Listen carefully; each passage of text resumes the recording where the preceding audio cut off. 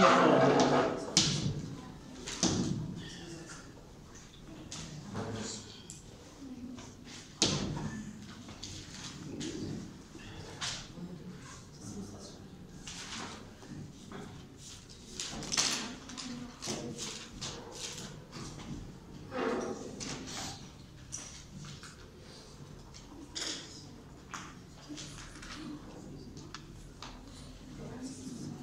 Commence par 3A,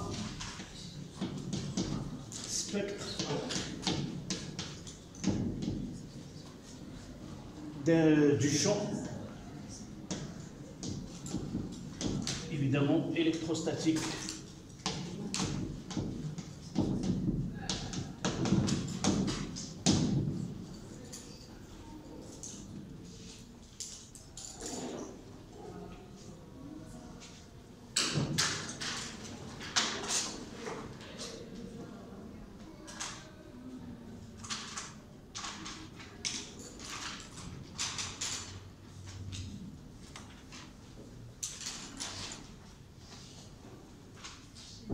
En arabe, c'est Taïf el-Majal, al-Karsa.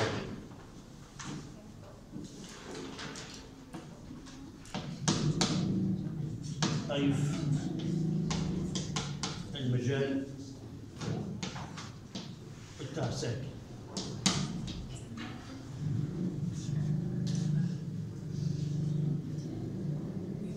Si on veut donner une image à ce spectre, on peut le visualiser, Inch'Allah, dans le champ magnétique. Donc, c'est une image, si vous voulez, de l'ensemble des points d'application ou l'origine de vecteurs champ dans une région de l'espace. Si on essaie de regrouper ces points-là en différents points de l'espace, on va retrouver des lignes, on appelle lignes de champ. Donc, un spectre du champ électrostatique, c'est un ensemble de lignes, on appelle lignes de champ, ce sont des courbes. Ces courbes-là, ce sont des courbes où le champ électrostatique est tangent à chaque point de ces courbes-là. C'est-à-dire, si on va faire l'inverse, on va tracer une ligne de champ et on peut représenter le vecteur champ en différents points de cette ligne. À noter que cette ligne de champ, elle est orientée, elle a un sens, et le sens de cette ligne, c'est celle de champ électrostatique en différents points. Donc, vous notez, le spectre d'un champ électrostatique,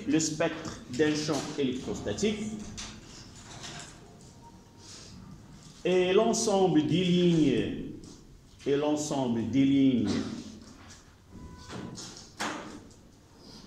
appelées lignes de champ,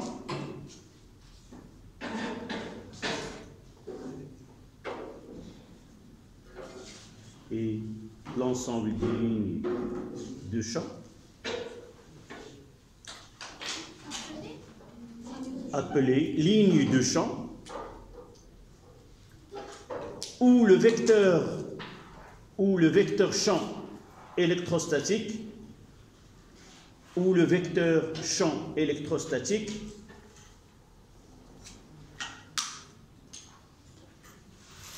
est tangent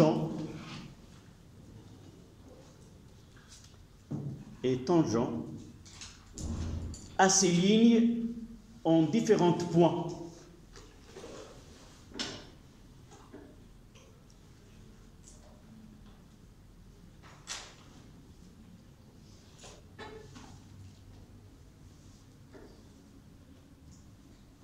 Voilà la ligne. Les lignes de champ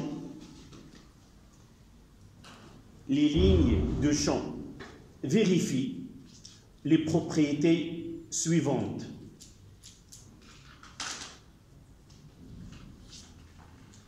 Deux points à la ligne premier tiré.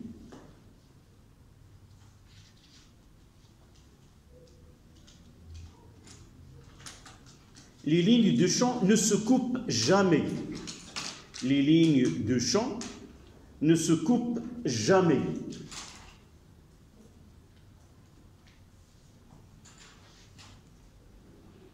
les lignes de champ ne se coupent jamais.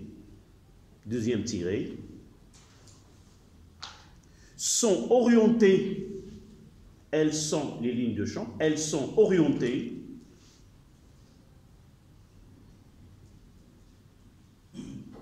toujours des charges positives et sont orientées toujours des charges positives vers les charges négatives.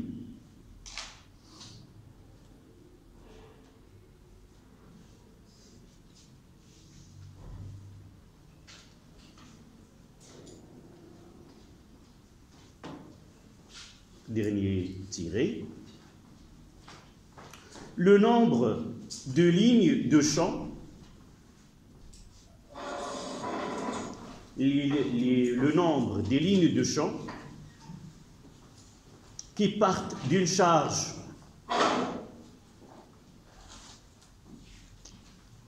le nombre des lignes de champ qui partent d'une charge ou qui se dirigent vers une charge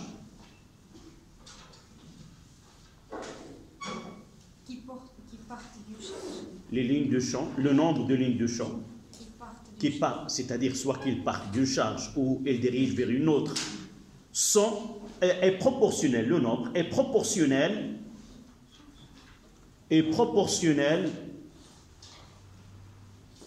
à la charge.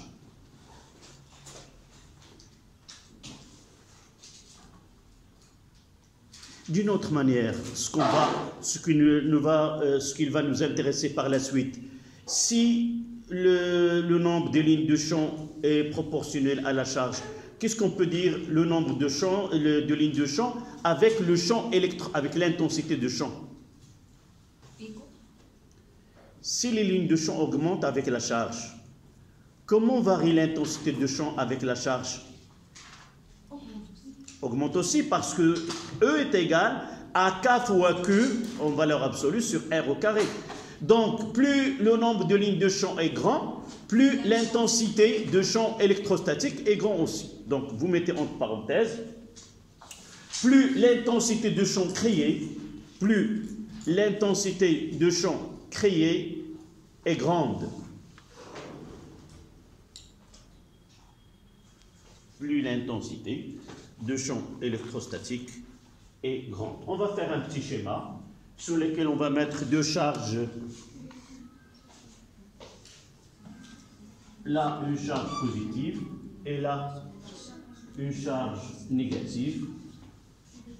Et on va essayer de faire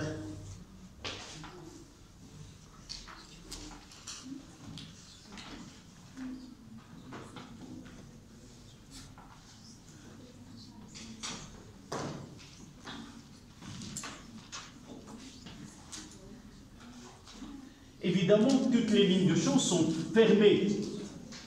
D'accord? Celui-là et celui-là, évidemment, ils sont fermés. Ça veut dire celui-là, il est fermé avec une autre ligne de champ. Et jamais une ligne rencontre une autre. Il n'y a pas d'intersection entre ces courbes. L'orientation maintenant. De positif vers le négatif. Évidemment, nous avons dit que le champ créé par une charge positive, elle est divergente ou elle est centrifuge. Donc, voici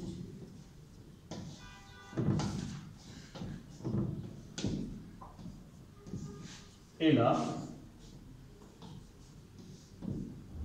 il converge vers une charge positive.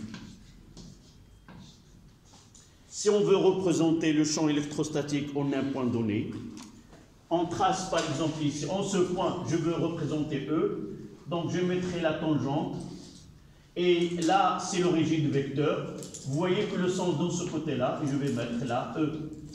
Là, c'est E en M.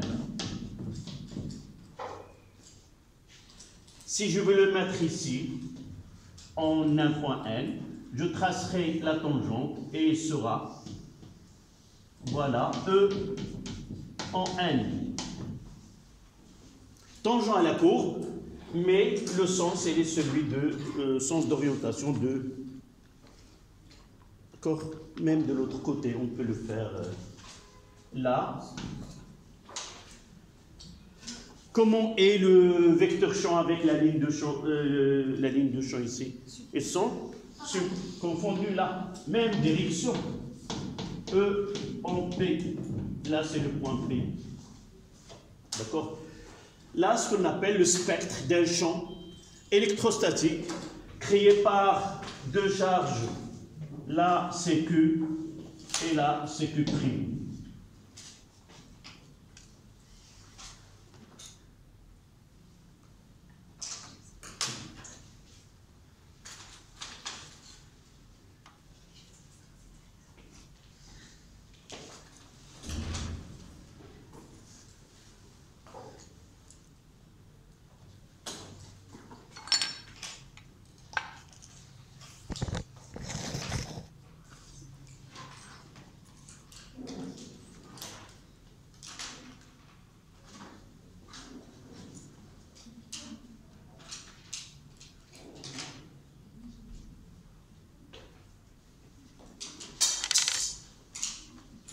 On passera maintenant à 3,2, le champ électrostatique uniforme. 3,2, champ uniforme.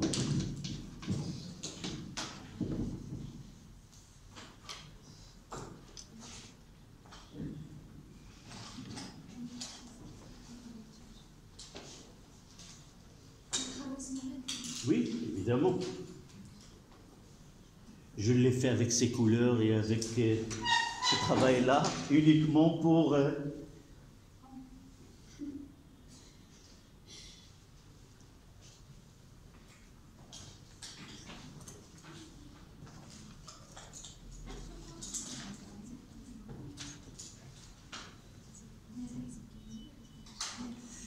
Évidemment, il y a une très grande nombre là. Mais généralement, on trace que quelques lignes.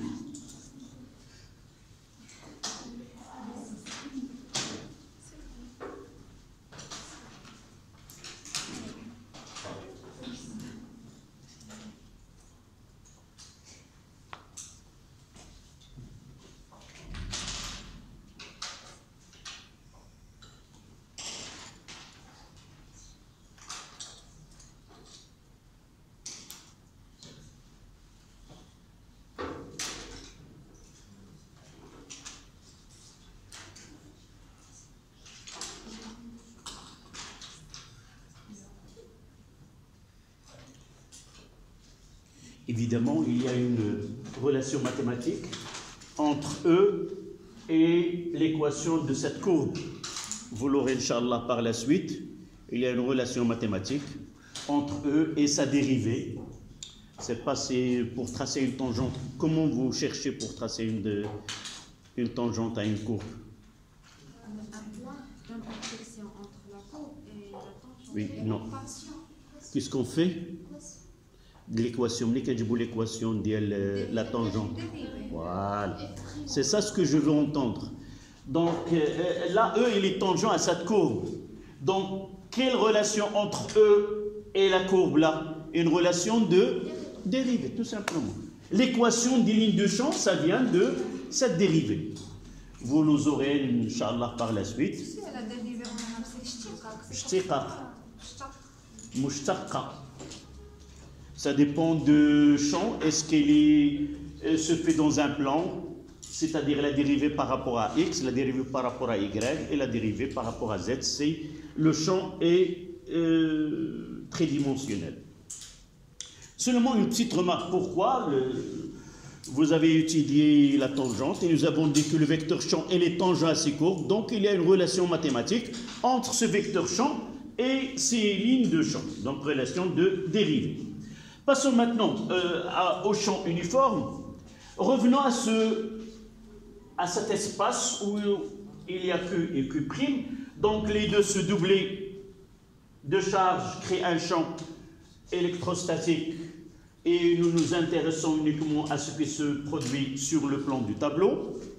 Comment est ce champ-là? Si nous prenons la valeur de E en différents points de ce tableau, le minimum de choses qu'on peut dire à l'avance, c'est quoi? Regardez la direction de E en N, en M, en N et autres. La direction, tout simplement, on dit qu'il change. Donc la direction n'est pas constante. Donc nous disons que ce champ-là, il n'est pas uniforme. Un champ électrostatique est uniforme si le vecteur champ électrostatique est un vecteur constant. Elle garde la même direction, même sens et même intensité ou même norme. D'accord? Donc vous notez. Un champ électrostatique, il dit uniforme. Un champ électrostatique, il dit uniforme. Dans une région de l'espace,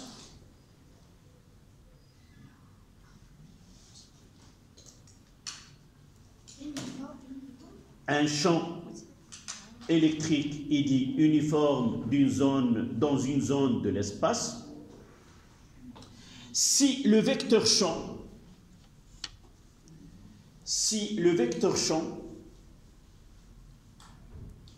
est constant dans cette zone, si le vecteur champ est constant dans cette zone,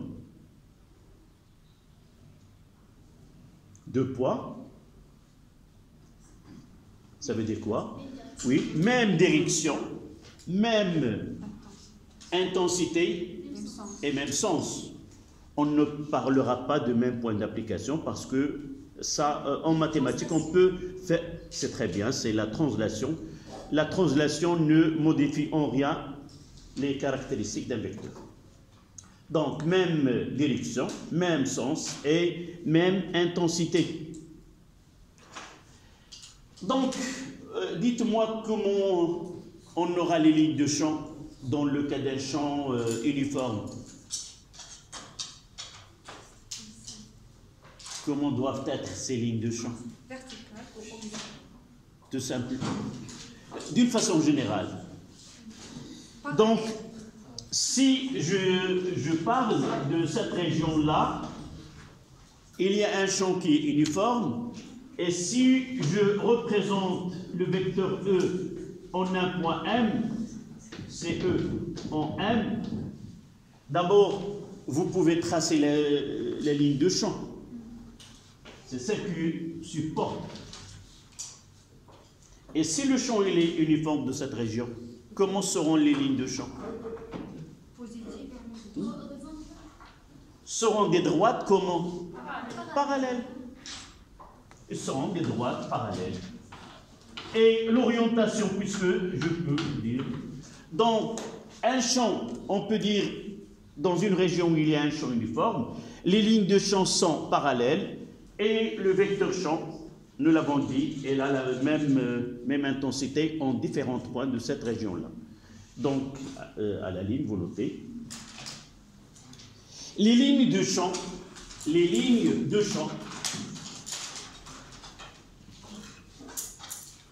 pour un champ électrostatique uniforme,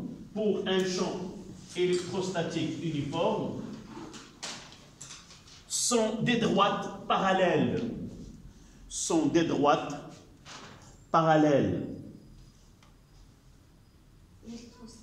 Le champ électrostatique uniforme, lignes de champ sont des droites parallèles.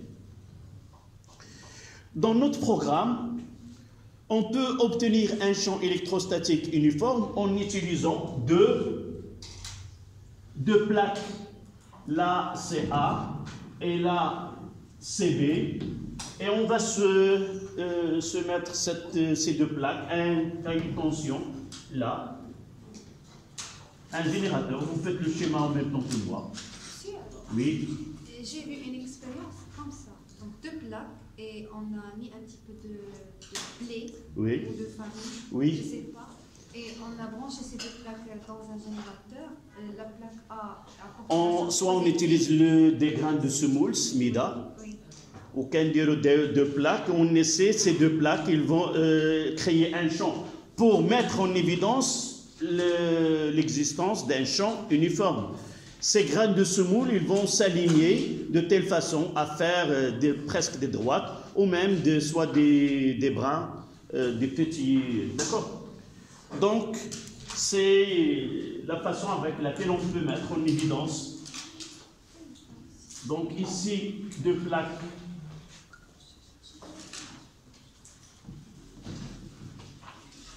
Donc là.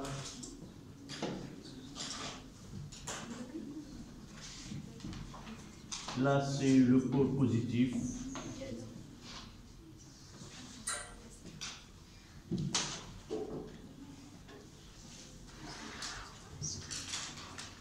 Là, c'est B.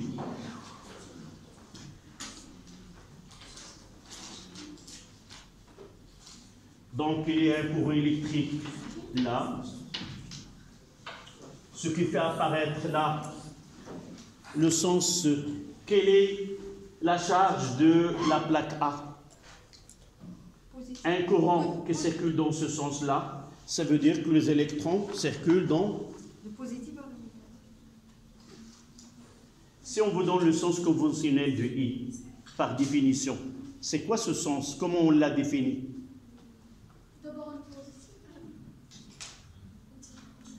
Un courant électrique, il a un sens conventionnel. Ça veut dire quoi?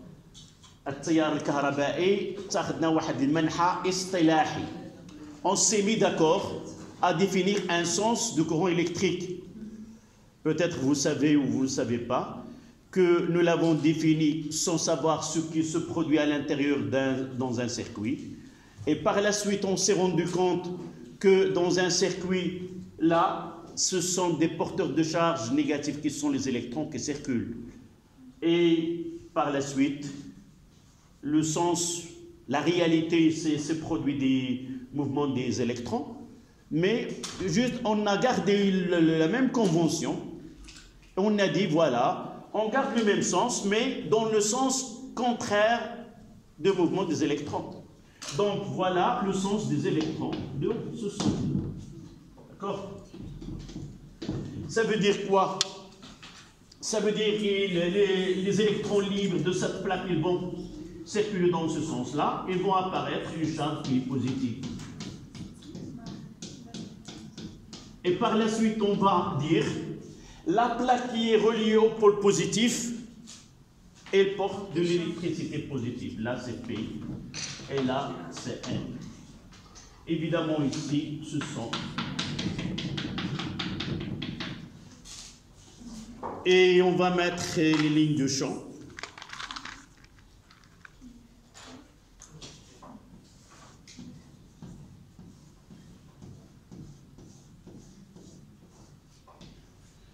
L'orientation de ces lignes de champ de la plaque des charges, oui, parallèle, elle est perpendiculaire aux plaques, mais le sens de toujours de la charge. Voilà, c'est dans ce sens-là. Et je peux mettre E en n'importe quel point. E, ça sera le même en différents points de l'espace entre les deux. Un petit problème vers les bords, ce qu'on appelle l'effet de bord. Vers les bords ici, les lignes de champ ne sont pas des droites perpendiculaires, mais un peu courbées. Mais c'est pas dans notre... Donc on travaille toujours à l'intérieur, et là, en réalité, c'est vers les bords. On appelle ça effet de bord.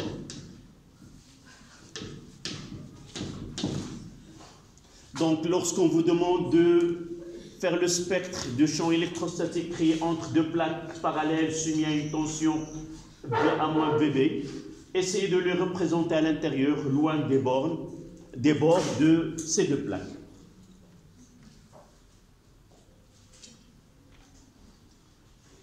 On montre que VA moins VB est égal à E fois D E, c'est l'intensité de champ. D, c'est la distance.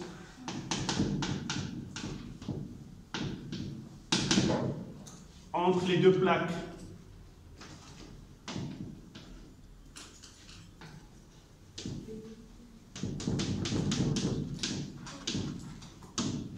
Oui. C'est une tension, oui. On parlera dans le lundi prochain, Inch'Allah, on parlera de la tension et de potentiel électrique. Là, c'est une différence de potentiel. La différence de potentiel, c'est une tension. On peut l'écrire, est égal à U AB.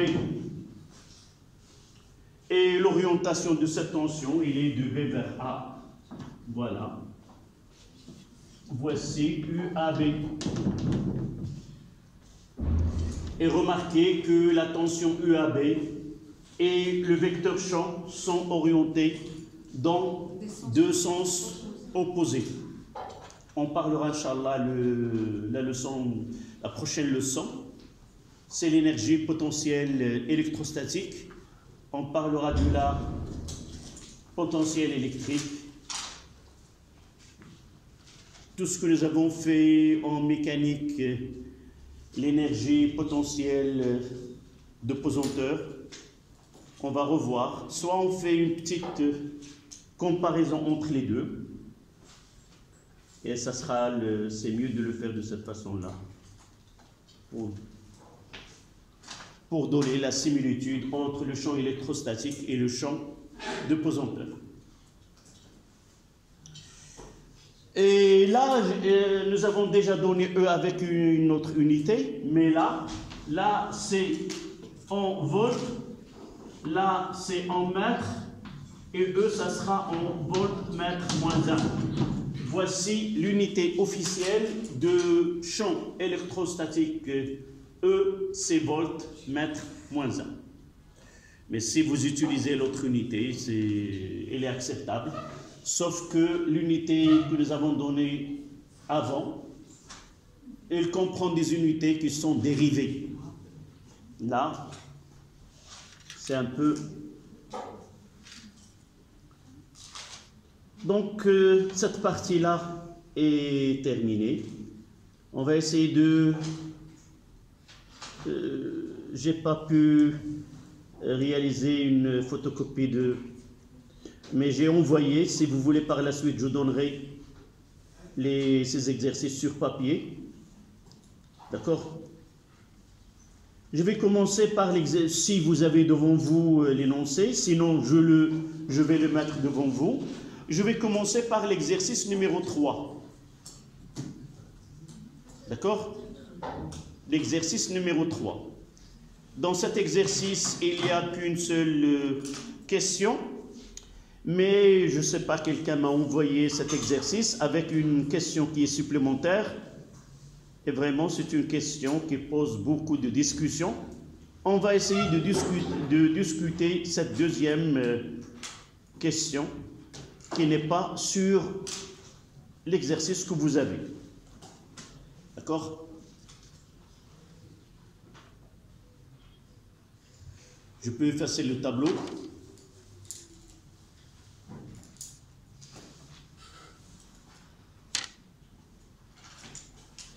Voilà.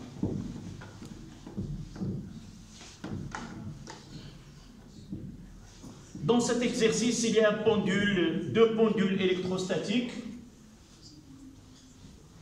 où deux boules ont été chargées de même masse, suspendues à un fil de même longueur, approchées à une distance d, petite d, voilà.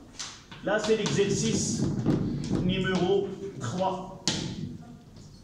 Là, c'est O.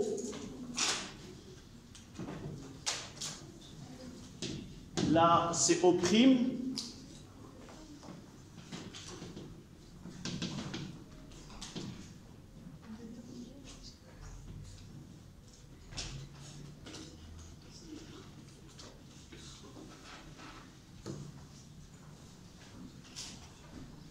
Donc là, c'est D.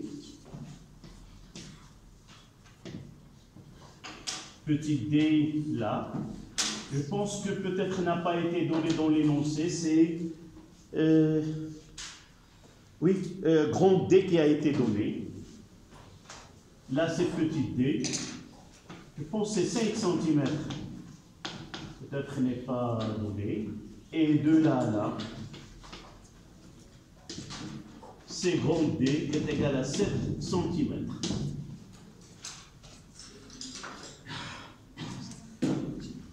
La masse, c'est des grammes.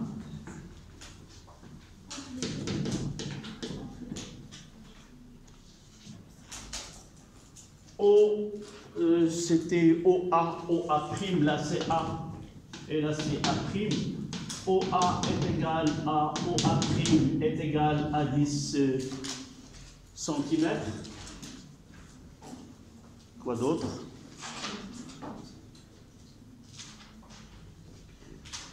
Dans cet exercice, on demande de déterminer la valeur de Q.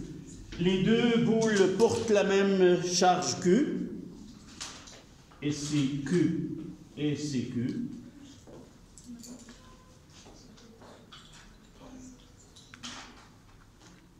Donc je vais essayer de... Là c'est un angle alpha. Là, un angle, le même angle. Je mettrai là R et je mettrai là R. L'angle alpha et R, c'est moi que je l'ai choisi afin de répondre à la question posée.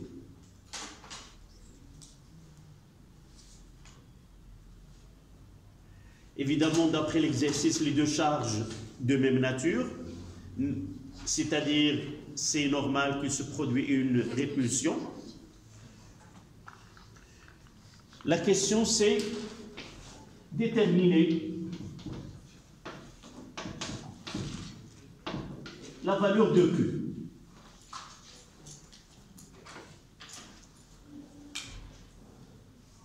Les simples données que nous avons, la masse de la boule de cette bille, c'est des grammes.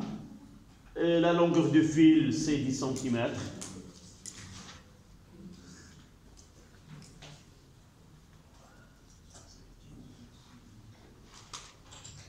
Donc, comment doit-on procéder pour arriver à ce Q?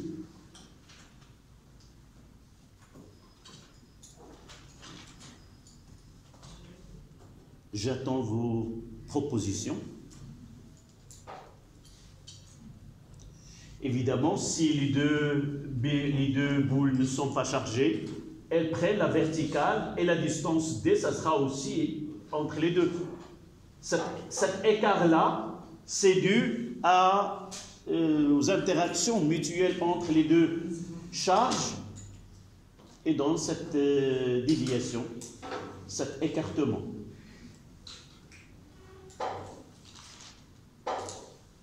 Donc, comment peut-on, quelles sont les questions qu'on doit poser à nous-mêmes pour arriver à Q?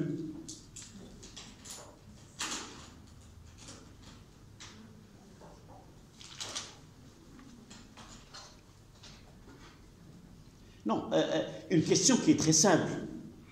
La première des choses, nous avons des interactions mutuelles électrostatiques.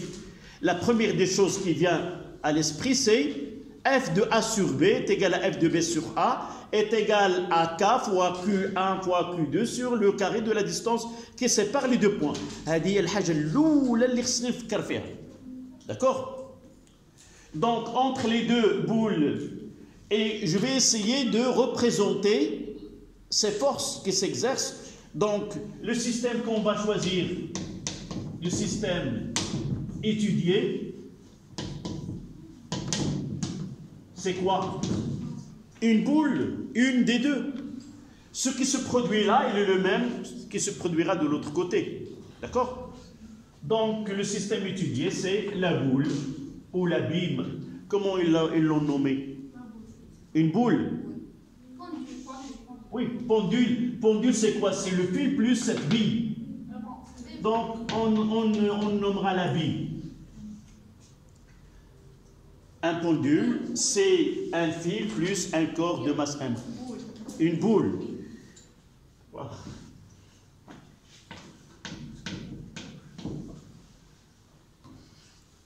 J'ai trouvé une question qui se pose, je n'ai pas pensé à sa réponse. Quelle est la différence entre une boule et une bille? Je vous la laisse. Est-ce qu'il y a une différence, non? Elle est très petite par rapport à la boule. Oui. Je ne veux pas trancher, on le garde. دائما كنطرح عليكم داك الاسئله وكيبقاو هكا. شنو العام الجاي عاود نطرحها. Et j'aurai pas, Inch'Allah, beaucoup d'espace à poser. Donc la boule est soumise à quoi? Il y a le P, le poids, GP.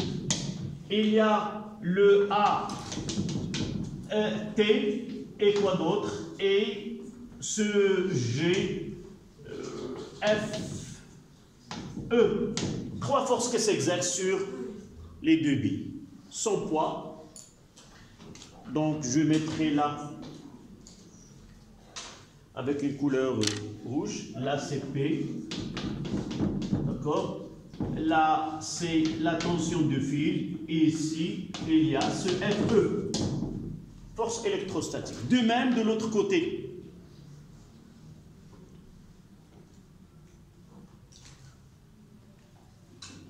Même si on ne donne pas qu'il s'agit de charges de même type, vous voyez qu'il y a répulsion. Vous pouvez dire que les deux charges sont de même nature. Nous avons, ça vous rappelle quoi, ce schéma-là? Ça vous rappelle quoi? Presque une année vers l'arrière. Voilà, étude d'un corps semé à 3 forces. Et le cas le plus simple, comment on traite l'équilibre de cette bille? Oui, il y a une petite phrase qu'on dit. Le est... Oui, elle est en équilibre, donc le est fermé. Le polygone des forces est fermé. La ligne polygonale ou le... Donc, la boule est en équilibre.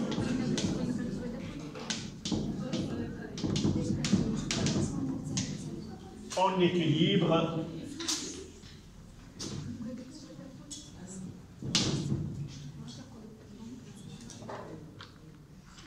Comment je fais la ligne polygonale? Je vais essayer de faire quoi? Là vers l'arrière et celui-là ici. Et n'oublions pas cet angle-là. D'accord? Ici. Je remonte, vous voyez, je remonte vers le haut et je fais une translation de FE ici pour garder cet angle-là qui est entre T et P, comme c'est alpha. Donc, j'aurai la P,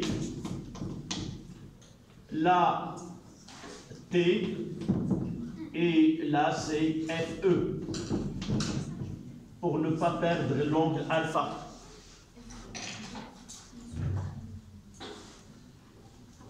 Je fais une translation de P vers le haut. Donc celui-là, il est parallèle à celui-là. Cet angle et cet angle sont deux angles alternes internes, donc ils sont isométriques. Et je fais la translation de FE là pour fermer cette ligne polygonale.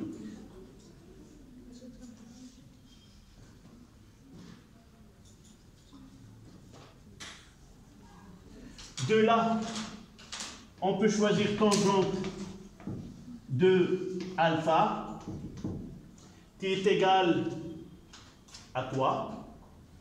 Côté opposé, la tangente c'est le côté opposé sur le côté adjacent, le sinus c'est le côté opposé sur l'hypoténuse, le cosinus c'est le côté adjacent sur l'hypoténuse.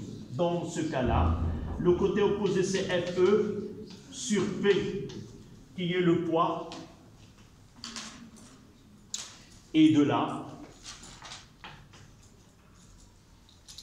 on aura FE est égal à P fois tangente alpha. Donc on est dans le chemin vers établir l'expression de la charge Q. Mademoiselle, c'est acceptable ou... Donc j'ai travaillé sur ce triangle rectangle. N'oublions pas que ce que je viens de faire là n'est acceptable que c'est le triangle a un angle droit. Triangle rectangle. Mais si le triangle n'est pas rectangle, qu'est-ce que nous avons comme solution? La projection sur l'axe. Oui, autre. Vous l'avez étudié en mathématiques. Il y a un théorème ou une relation, je ne me rappelle pas, une relation ou un théorème de Cauchy. Vous le connaissez? Oui. Qu'est-ce qu'il dit, Cauchy? Oui, c'est là et l'angle P au carré, c'est ça. P au carré est égal T au carré plus FE au carré plus 2 fois P fois T cosinus de l'angle opposé au côté que nous cherchions.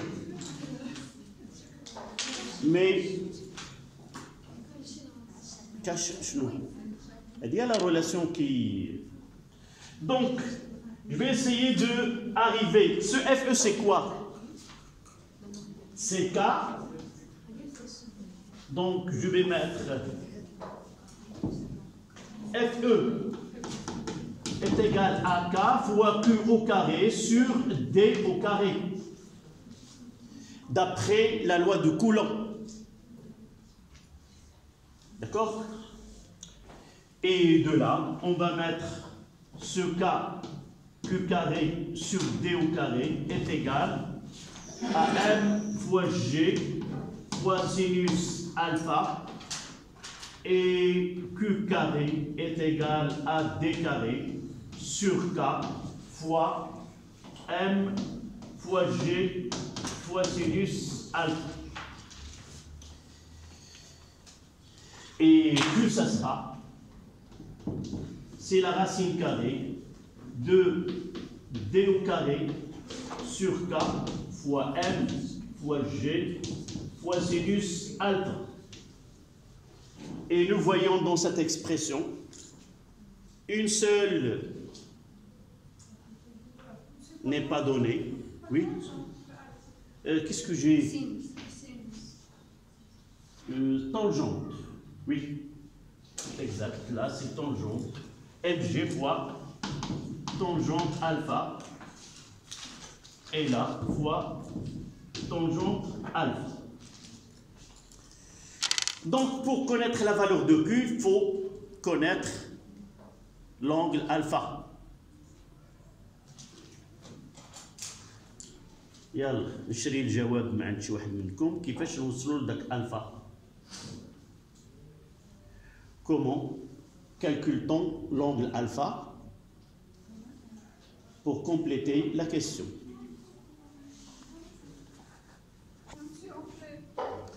غادي تجاوبي بكيفيه رسميه ياك اون في شكون اللي دوا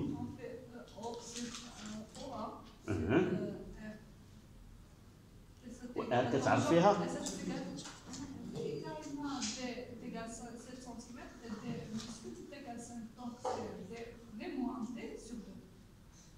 c'est exact. Un point. Vous voyez D, donc là, calculons alpha. Nous voyons que D est égal à petit d plus 2R. D, de là à là, c'est petit d plus 2R.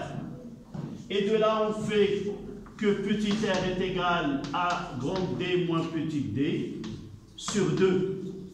Mais sinus alpha qui est égal à R sur L. À R sur L. Donc sinus alpha est égal à D moins petit d sur 2 fois L. Voilà, il suffit de calculer sinus alpha, retrouver alpha et l'injecter dans Q.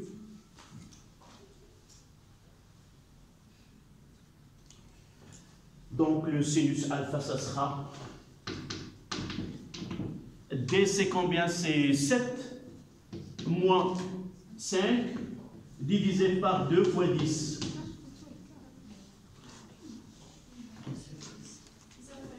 Combien? Puis on fait shift sinus.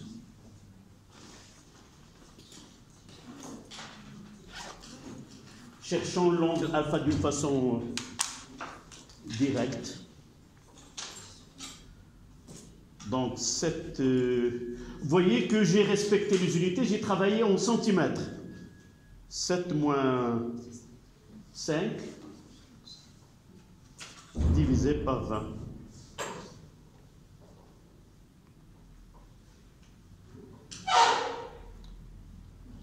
C'est 0,1.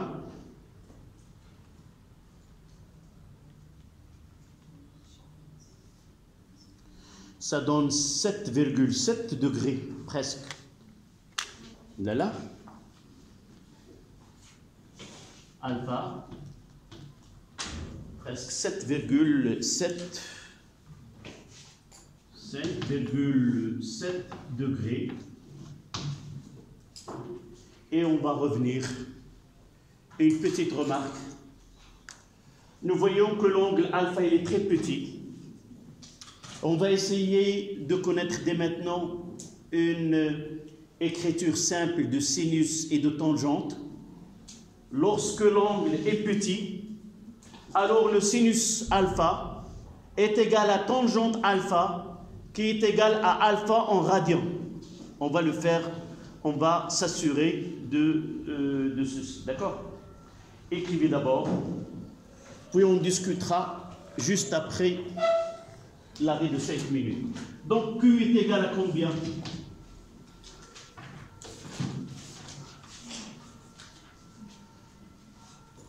Donc D on doit l'avoir en mètres. C'est 7 fois 10 moins 2. Le tout au carré. Divisé par 9 fois 10 à la puissance moins 9. Fois 10 à la puissance moins 9. Fois 10 grammes. 10 fois 10 moins 3. Oui. 10 à la puissance 9. 10 à la puissance 9. K. K. C'est 9 fois 10 à la puissance 9. C'est 9 fois 10 à la puissance 9. D'accord. Fois M, nous l'avons. G, nous prenons 10. Et tangente de 5,7. Je vous donne la valeur et vous essayez de la vérifier.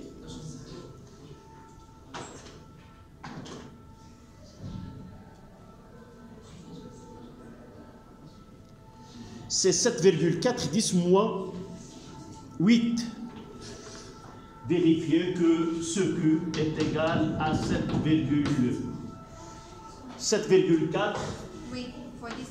Fois 10 moins 8 coulombs. Voilà. On discutera la question supplémentaire. 10 moins 8. C'est 7,4 fois 10 à la puissance moins 5. Moins 5. Je vais faire les calculs le temps que... C'est 10 fois 10 à la puissance moins 3. Moins 3, oui. Oui, c'est 10... Non, j'ai donné, c'est pas... J'ai pas fait ce calcul-là. C'est 10 oui. Fois 10 fois 10 moins 3 oui. Fois 0,07 au carré divisé par 9, 10 à la puissance 9. Et là, c'est la tangente de 5,74. Est-ce que quelqu'un a fait le calcul? Je refais les calculs moi aussi, d'accord? Et tu as fait la racine. Est-ce que tu as fait la racine? Oui, c'est exact. J'ai mis 9 fois 10 à la puissance 3 à la place de 9. Donc, j'ai les calculs devant moi, c'est pas mes calculs, mais je les vérifiais avant, c'était 7,4, 10 moins 9, moins 8 coulombs. D'accord? On discutera la deuxième question qui a été posée par c'est pas un élève. Parfois, je reçois des questions, mais vraiment, c'est une question qui a été posée dans toute la toile en Internet, mais il n'y a pas de réponse à cette question-là. On discutera. On va essayer de voir comment peut-on répondre à cette question. D'accord ?